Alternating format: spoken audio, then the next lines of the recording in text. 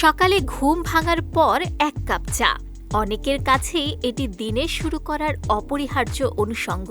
নাশতার পর, দুপুরের খাবারের পর, বিকেলে কিংবা রাতের খাবারের পরও চা বা কফির কাপে চুমুক দিতে ভালোবাসেন অসংখ্য মানুষ।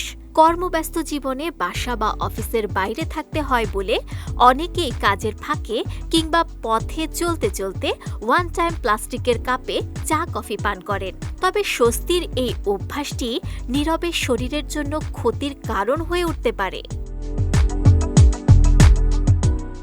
চা পান করলে মন মেজাজ চাঙ্গা হয়, ক্লান্তি কিছুটা কমে আসে।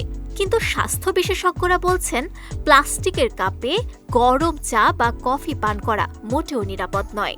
ভারতীয় একটি সংবাদ মাধ্যমের প্রতিবেদনে চিকিৎসকরা জানিয়েছেন, প্লাস্টিকের কাপে কোনো ধরনের পানীয় গ্রহণ করা উচিত নয়।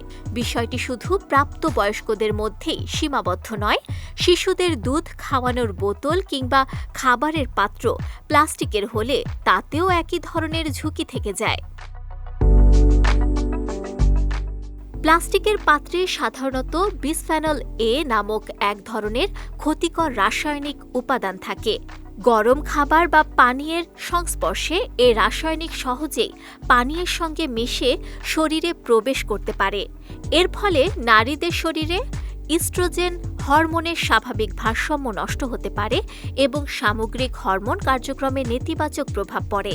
পাশাপাশি হৃদযন্ত্র, লিভার, ফুসফুস ও ত্বকের ক্ষতির ঝুঁকিও বাড়ে।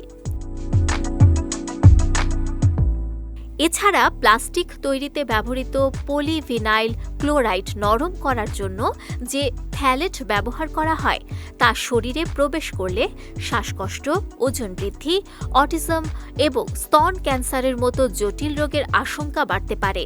গবেষণায় আরও জানা গেছে, প্লাস্টিকের কাপ থেকে নির্গত মাইক্রোপ্লাস্টিক ও টক্সিন উপাদান মুখ ও লিভারের ক্যান্সারের ঝুঁকির সঙ্গেও জড়িত। স্বাস্থ্য বিশেষজ্ঞদের মতে, এসব ঝুঁকি এড়াতে প্লাস্টিকের পরিবর্তে মাটির ভাঁড়, কাঁচ কিংবা স্টিলের কাপে চা কফি পান করাই সবচেয়ে নিরাপদ ও স্বাস্থ্যসম্মত। এতে যেমন শরীর সুস্থ থাকে, তেমনি পরিবেশও দূষণের হাত থেকে রক্ষা পায়। দৈনন্দিন জীবনের ছোট্ট এই সচেতনতা ভবিষ্যতে বড় স্বাস্থ্য ঝুঁকি থেকে আমাদের রক্ষা করতে পারে। বিজয় টিভি নিউজ ডেস্ক।